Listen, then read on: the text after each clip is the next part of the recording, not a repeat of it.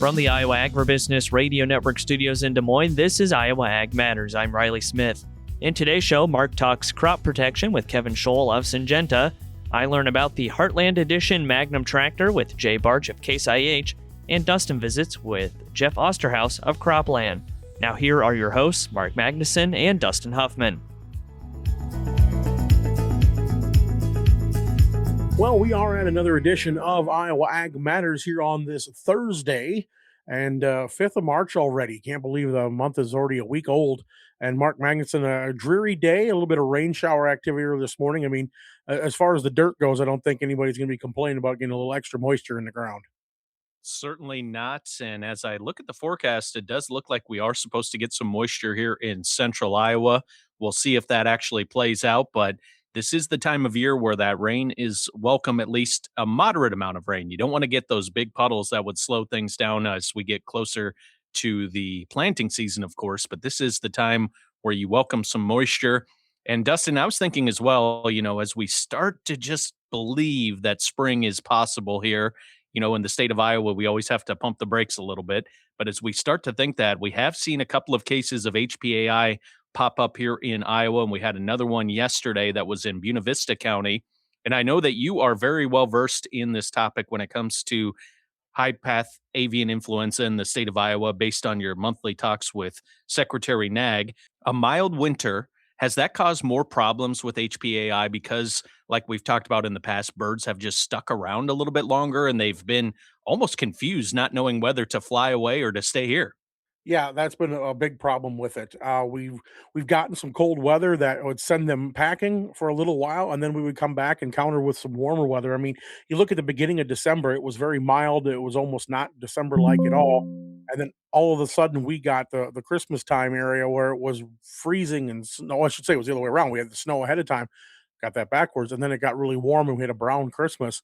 And then we had a nice start to January, but then it froze up pretty solid in the middle of the month, and we had a cold snap, but then it warmed back up again, and it just been back and forth. And so those birds have never really completely left. We've seen them almost all winter long. Because just when it gets bad enough that they might leave, it starts warming back up and they come back. So that has been a nuisance for a lot of producers out here, and it's really never let us take a deep breath or a sigh of relief because of the fact that we need a couple weeks of hard freeze and get those birds out of here, so that way we can get rid of that the virus and kill it off. But now, of course, we did get those cold days, so I mean, it does slow it down some. But with the birds constantly returning, it's always been a problem. And now with the robins coming back and everything else, now we worry mostly about the wild geese population, the migratory birds, but robins also migrating as well. So, I mean, that's something we're going to have to watch for. And it's going to be an interesting spring to see how that plays. But again, also you have to remember, we've gotten much better at quarantining. We've gotten much better at heading off this disease when we see the first signs of it. And so that's gone a long way as well to also eradicating the problem. Switching gears, though, Mark, I also want to bring up, because we were talking about some milder weather and some warmth. I just looked up the 4-inch soil temperatures from yesterday, and they're talking right around Des Moines proper in that area. It's 37 degrees. We're seeing a range of anywhere from 28 in the northeast to 41 and 42 in the southwest. So, I mean, it's we're starting to see that the ground warm up. Of course, we got to get above that 50, 55 degree mark, about 55 to get the fertilizers and the anhydrous to work correctly.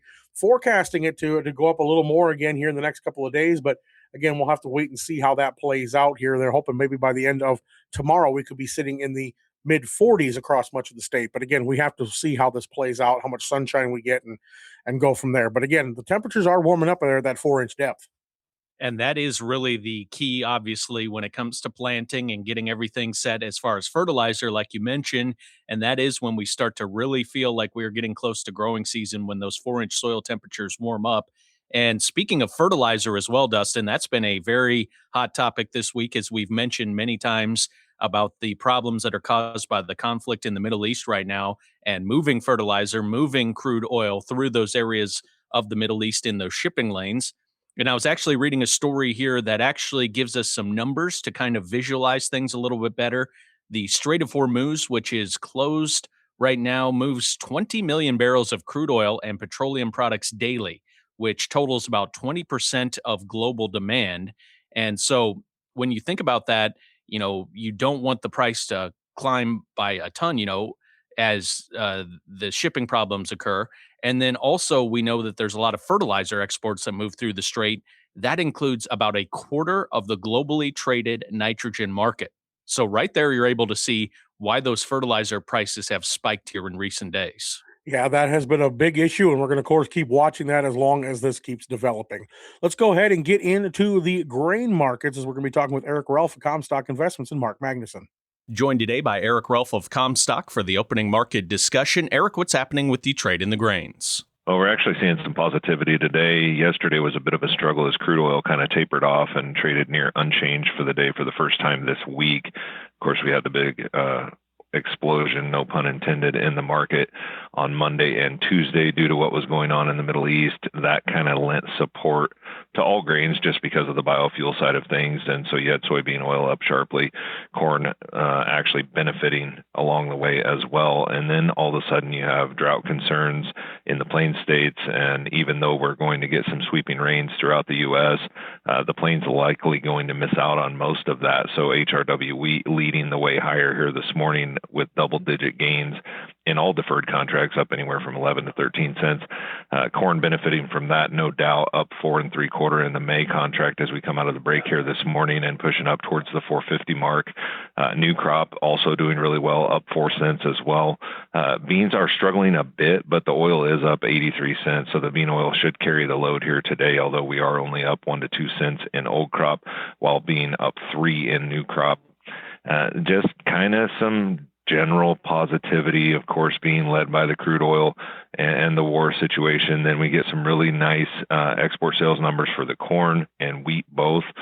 Beans not as well, but the soybean oil had a really nice export number there on the weekly announcement today. We've seen a couple daily flash sales of corn this week. And so general market sentiment is really positive for the grains, and we're seeing that reflected in the price action. Your local radio station brings you the local news you depend on. The Iowa Agribusiness Radio Network complements that with ag news, weather, and market updates tailored for Iowa's farmers. Together, we deliver the best of both worlds, local connection and industry expertise. It's all to keep you connected with the heartbeat of the Heartland, the Iowa Agribusiness Radio Network, connecting rural Iowa with the news that matters to you.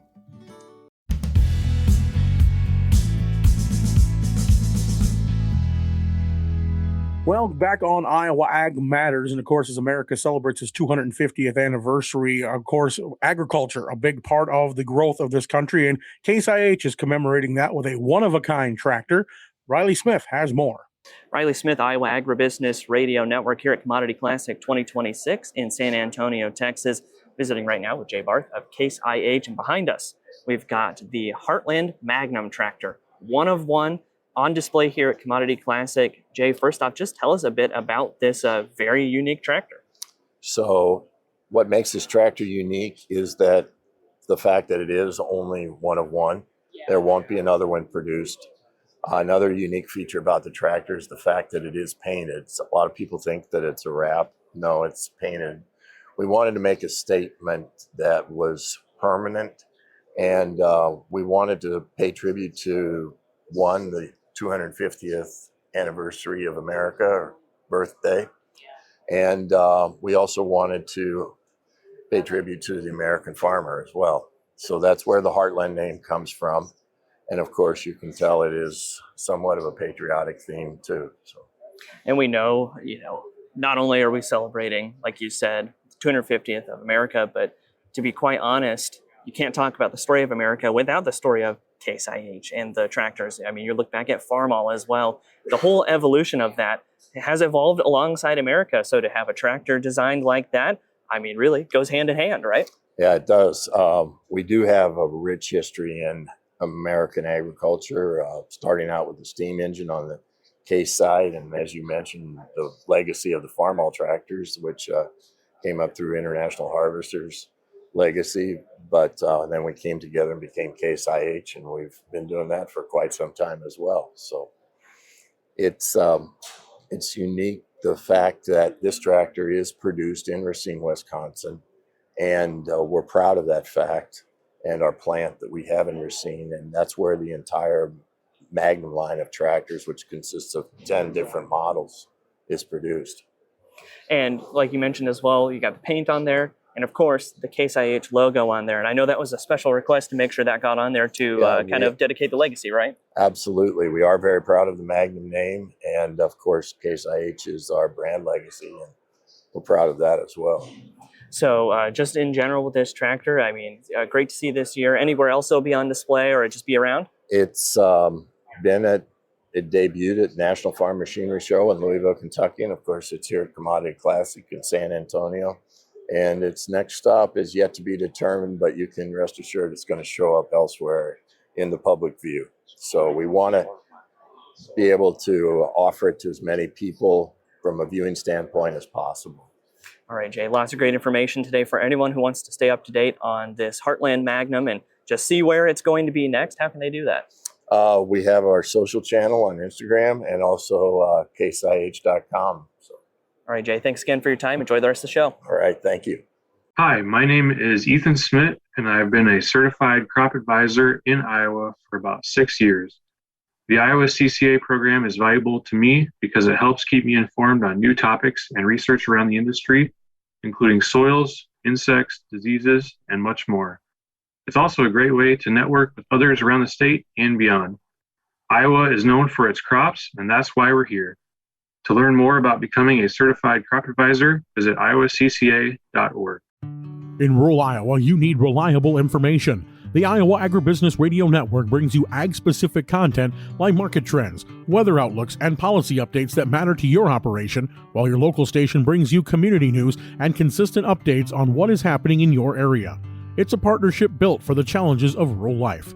Your farm, your local station, and your friends at the Iowa Agribusiness Radio Network, where Iowa Ag matters. Find us online at iowaagnet.com.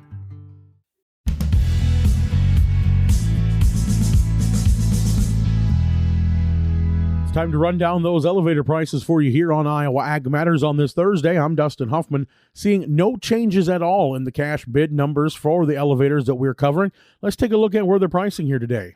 At ADM Burlington, they're 15 cents under on corn, $4.30. Soybeans 28 cents under, they're at $11.43. At Cargill and Eddyville, they're 24 cents under on corn with a cash bid of $4.14. New Co-op Algona, 41 cents under on corn, $4.04. Soybeans 79 cents under, cash bid $10.92. Ag State Sheldon, 29 cents under on corn, $4.16. Soybeans 85 cents under, $10.86. Ag State Elta, 40 cents under on corn, $4.05. Soybeans 80 cents under, cash bid $10.91. Cargill Cedar Rapids, 19 cents under on corn, cash price is $4.19. Soybeans 45 cents under at $11.24. Five-Star Co-op Nashua, 31 cents under on corn, $4.14. Soybeans 70 cents under at $11.01. Lincoln Way Energy Nevada, 24 cents under on corn, $4.21 for the cash bid. ADM Des Moines, 50 cents under on soybeans at $11.19 for the cash price. New Co-op Red Oak, 33 cents under on corn, $4.12. Soybeans 80 cents under, $10.91.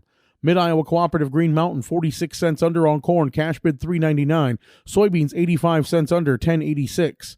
New Co-op Sheraton, 35 cents under on corn, they're at $4.10. Soybeans 80 cents under at $10.91 for the cash price. Walk-On Feed Ranch, 45 cents under on corn, $4 even. Soybeans 73 cents under at $10.98. At New Co-op Glidden, they're 39 cents under on corn with a cash bid of $4.06. Soybeans are 79 cents under, they're at $10.92. At Innovative Ag Services Farley, they're 44 cents under on corn with a cash price of $4.01.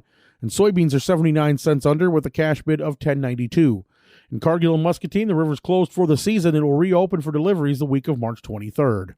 Cash corn and soybean bids are subject to change without notice. Always check with your local elevator when making sales to obtain the most recent price. And that's been a check of your basis numbers here on Iowa Ag Matters. Stay with us. We'll be right back. Stay informed with the closing market report from the Iowa Agribusiness Radio Network, your essential summary of the day's market activities and their impact on the agricultural economy. Join us for timely updates and expert commentary on commodity prices and market trends with trusted ag market analysts from around the Midwest. Tune in every Monday through Friday on your local Iowa Agribusiness Radio Network affiliate for your daily market recap and insights to stay ahead in the ag economy.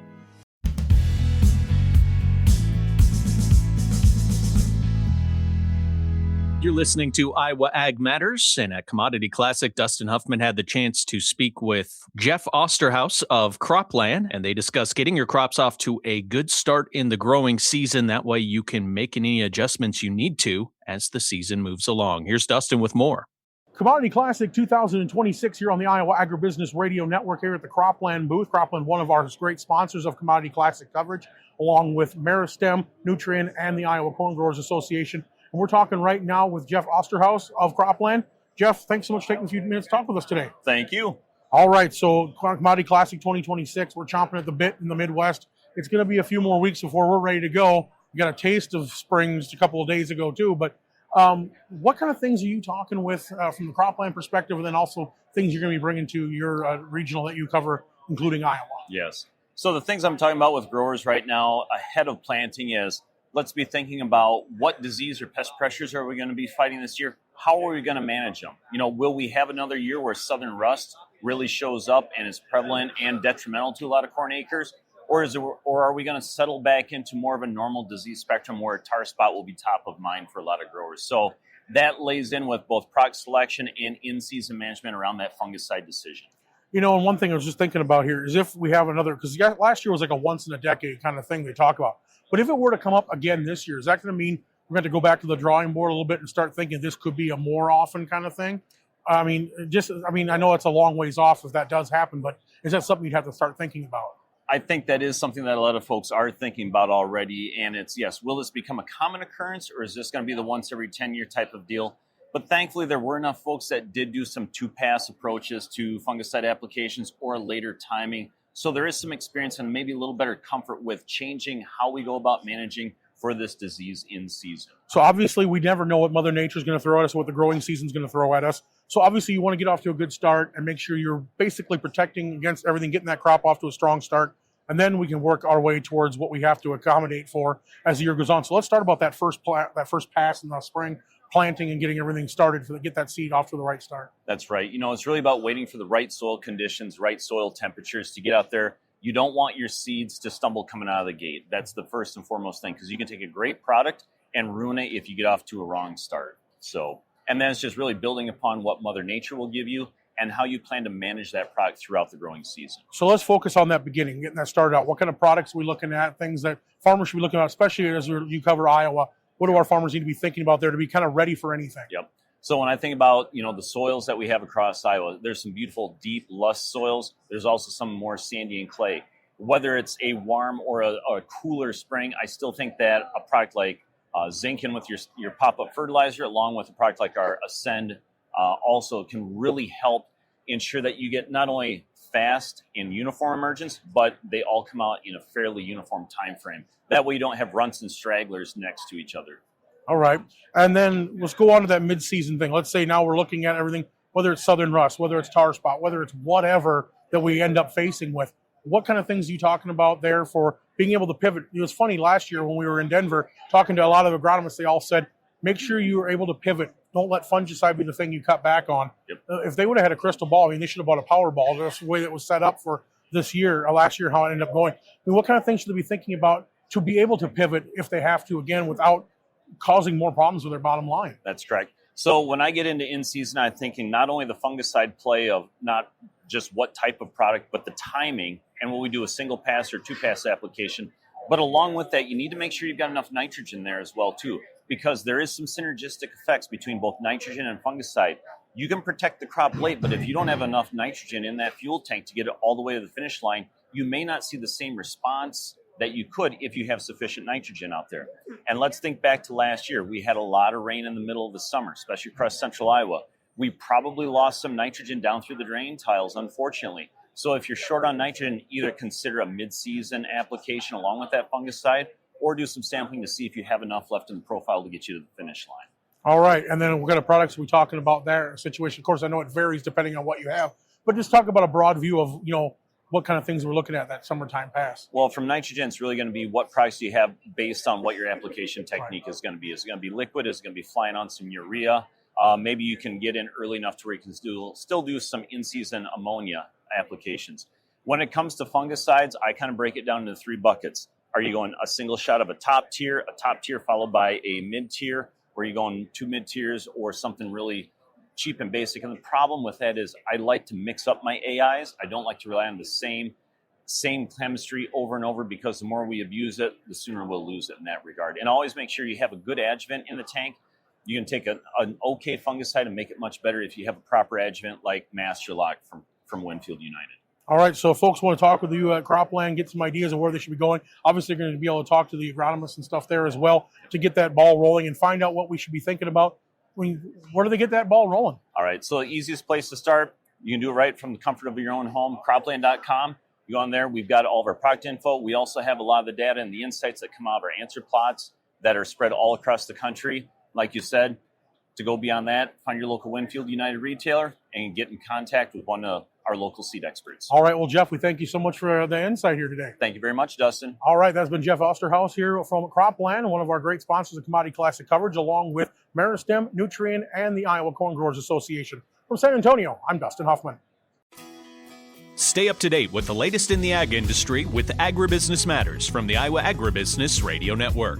Each weekday, we bring you the latest advancements in farming, from new precision ag technology to cutting-edge sustainable farming practices. Agribusiness Matters is also your source for the most relevant ag news, policy discussions, and insights that are shaping the future of agriculture. Tune in to Agribusiness Matters on the Iowa Agribusiness Radio Network, where Iowa Ag matters. Hi, my name is Ethan Smith, and I've been a certified crop advisor in Iowa for about 6 years. The Iowa CCA program is valuable to me because it helps keep me informed on new topics and research around the industry, including soils, insects, diseases, and much more. It's also a great way to network with others around the state and beyond. Iowa is known for its crops, and that's why we're here. To learn more about becoming a certified crop advisor, visit iowacca.org. Your local radio station brings you the local news you depend on. The Iowa Agribusiness Radio Network complements that with ag news, weather, and market updates tailored for Iowa's farmers. Together, we deliver the best of both worlds, local connection and industry expertise. It's all to keep you connected with the heartbeat of the Heartland. The Iowa Agribusiness Radio Network, connecting rural Iowa with the news that matters to you.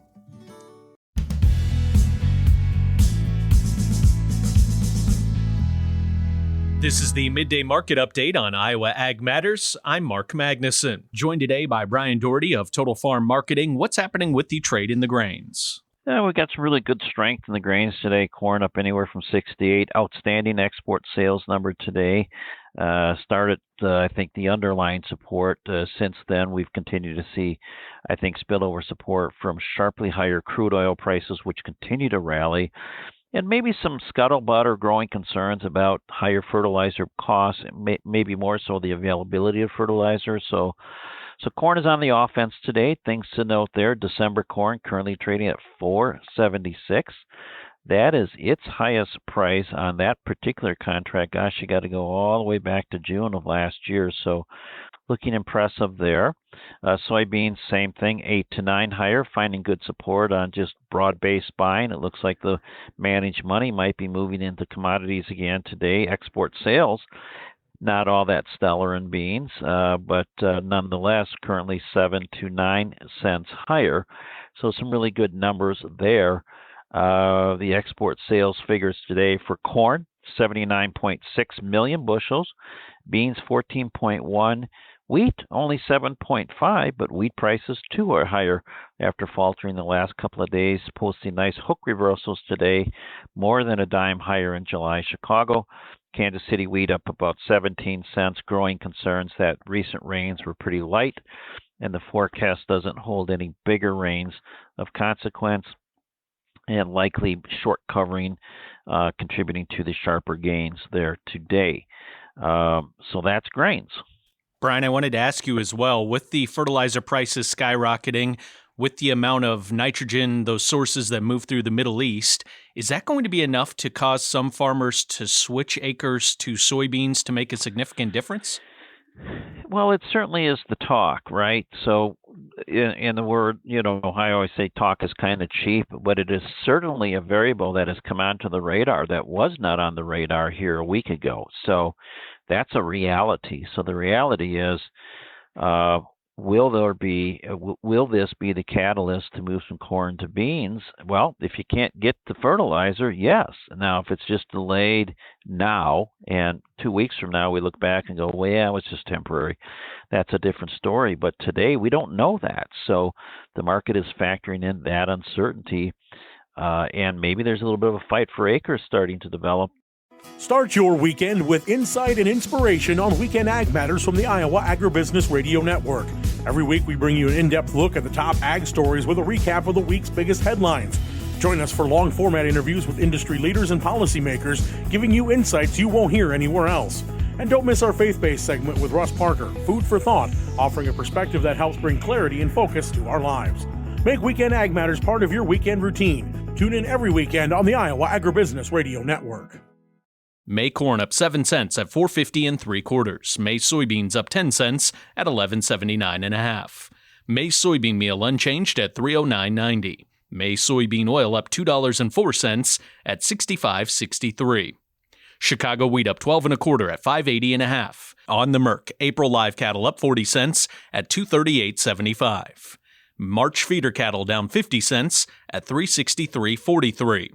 April lean hogs down $1.28 at $95.80. April pork cutout unchanged at $103.40. That was a check of the midday markets on Iowa Ag Matters. I'm Mark Magnuson.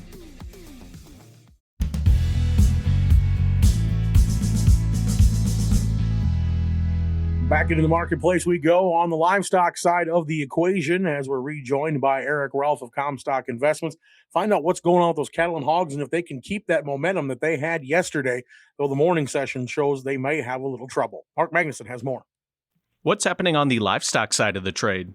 A little quieter here today. We saw sharply lower trade to start each of the first two sessions this week. We saw live and feeder cattle both trade sharply lower early in the session, then recover to near unchanged for those first 2 days. So we knew we were uncovering some buying as we had those dips early in the day. Then yesterday exploded higher, traded over $7 higher in most feeder cattle contracts, $3 higher in a lot of the live cattle futures. And we're seeing a little bit of follow-through positivity here this morning. Live cattle up anywhere from 85 cents to $1.50, while feeder cattle are 50 to $1 higher. So general market sentiment is the prices were undervalued compared to cash. Now we've played a little catch up here over the last 24 hours. What are we going to do moving forward is going to be dictated by what the cash market does. Fed cattle cash trade hasn't really been established in any way. We've only seen a couple of deals done on a dress basis at $3 to $6 lower than last week's weighted average, but that only on a few hundred head total between Iowa and Nebraska combined. We've seen no live trade. Waiting to see that get established before we can really say what the market's going to look like for this week. On the hog side of things, the July contract actually made a new contract high yesterday, then had follow through and made another new contract high today. Technically look really good there. We're waiting for the cash trade to establish itself as well to see if with the move that we've seen so far in the futures is actually warranted. So really just waiting on some cash trade in the entire livestock complex and see what the packers are going to do this week will dictate whether or not we can sustain these high levels in the hogs and whether or not we should have any more upside movement in the cattle. It's a wait and see game at this point. Eric Ralph of Comstock. Head to Comstock.com for more marketing information and resources. Thanks so much for the time. Always appreciate it, and have a great rest of your day. You too, Mark. Thanks. Stay up to date with the latest in the ag industry with Agribusiness Matters from the Iowa Agribusiness Radio Network. Each weekday, we bring you the latest advancements in farming, from new precision ag technology to cutting-edge sustainable farming practices. Agribusiness Matters is also your source for the most relevant ag news, policy discussions, and insights that are shaping the future of agriculture. Tune in to Agribusiness Matters on the Iowa Agribusiness Radio Network, where Iowa Ag matters. Hi, my name is Ethan Smith, and I've been a certified crop advisor in Iowa for about 6 years. The Iowa CCA program is valuable to me because it helps keep me informed on new topics and research around the industry, including soils, insects, diseases, and much more. It's also a great way to network with others around the state and beyond. Iowa is known for its crops, and that's why we're here. To learn more about becoming a certified crop advisor, visit iowacca.org. In rural Iowa, we know you're sold on your local radio station. The Iowa Agribusiness Radio Network partners with local Iowa stations to deliver the latest in agriculture news, including grain elevator prices, market reports, and ag policy news. Trusted local voices, trusted ag content. This message is brought to you by your friends at the Iowa Agribusiness Radio Network, where Iowa Ag matters.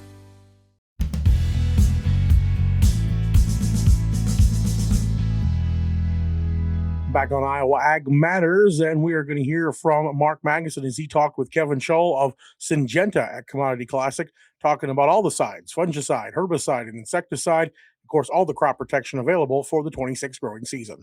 Mark Magnuson for the Iowa Agribusiness Radio Network, and I'm joined today by Kevin Scholl. We are at the Syngenta exhibit at Commodity Classic in San Antonio, Texas. Kevin, could you tell me, please, your role here at the Syngenta organization, please? Yes, I'm an agronomist that covers northern Illinois. So you're located in Illinois, of course, very similar geography, similar conditions to the state of Iowa. And I wanted to start things off by asking you, last year, of course, in the state of Iowa, the big thing that everyone wanted to talk about was southern rust. And when you think about southern rust and what the effects we saw this past season, what do you think was the main takeaway from last season as far as southern rust is concerned, considering how widespread it is, but we're not always used to seeing it so widespread? Right. I think with southern rust, especially since it moves in from the south, it's going to be carried up here with storm fronts. You got to make sure that you've got a fungicide that, number one, can handle that disease, and number two, a fungicide that's got long residual to. We're going to always recommend applying our fungicides like Miravis-Neal or Trivapro at that VTR1 stage of corn, and be able to have a fungicide that's going to be able to last in that corn plant season long. Diseases like tar spot that could come in and be devastating later in the growing season, it may take another application. But I think to start out, we need to be looking at fungicides that have long residual and can last the season long, and still be able to apply it at that VTR1 stage, because that's pretty important. That at that stage also to realize the full benefits of the plant health benefits of a fungicide also. Kevin, something I've been talking about here in recent weeks, actually, with our friends at the Iowa Soybean Association, is the question of fungicide resistance. You hear about it all the time when it comes to herbicides. How real of a problem is it on the fungicide side? Is it the same issue where if you just flat out use fungicide too much, it can build that resistance? I suppose that is the case, but I think that's the importance. We talk about it all the time with herbicides, using multiple effective sites of action, and that's where we kind of take that same mantra to our fungicide products with Miravis-Neal, Trivapro. They have 3 effective sites of action in them already, and so that really kind of downplays any chance of resistance coming in. And then on the weed side, of course, going into a growing season, and I always feel like Commodity Classic is kind of the unofficial kickoff to the growing season. You're always thinking about those ever-present weeds that are just constantly causing issues. Water hemp in particular, a big one. When it comes to Syngenta, what is the offering that is going to be setting you up best to deal with those problems? Yeah, I think with all farmers and throughout the whole Midwest, if water hemp is not your driver weed, it needs to be, because that's the one that's going to come in and bite you. So we have products in our portfolio like Storin herbicide that's got, again, multiple effective sites of action and robust rates. I think what we need to be looking at is getting robust rates up front, and that's going to allow us to be able to be more timely on our post-emergent application. We have the mantra of talking about killing the seed, not the weed. And so we want to have pre-emergent herbicides that don't allow that weed to even emerge. And that's going to allow us to be able to have more timely post-emergent application of that herbicide. And so, robust rates up front, have multiple effective sites of action, and then also have overlapping residuals is going to be paramount to be able to have a successful year controlling weeds. Every year it seems like soybean farmers are planting just a little bit earlier, and it's also yielded some really nice results for them. He is Kevin Scholl of Syngenta, my guest here today at Commodity Classic. Kevin, thanks so much for the time, Interesting conversation, and have a great rest of the show. Thank you. Thank you very much. Hi, my name is Ethan Smith, and I've been a certified crop advisor in Iowa for about 6 years. The Iowa CCA program is valuable to me because it helps keep me informed on new topics and research around the industry, including soils, insects, diseases, and much more. It's also a great way to network with others around the state and beyond. Iowa is known for its crops, and that's why we're here. To learn more about becoming a certified crop advisor, visit iowacca.org. In rural Iowa, we know you're sold on your local radio station. The Iowa Agribusiness Radio Network partners with local Iowa stations to deliver the latest in agriculture news, including grain elevator prices, market reports, and ag policy news. Trusted local voices, trusted ag content. This message is brought to you by your friends at the Iowa Agribusiness Radio Network, where Iowa Ag matters. Thanks for joining us for another edition of Iowa Ag Matters. And a reminder, if you ever miss an episode of the show and you'd like to check out the podcast, you can do so by visiting iowaagnet.com. Just click on the podcast link at the top of the page. Thank you to Dustin. Thank you to Riley. Thanks for tuning in to another edition of Iowa Ag Matters. I'm Mark Magnuson. You've been listening to the Iowa Agribusiness Radio Network.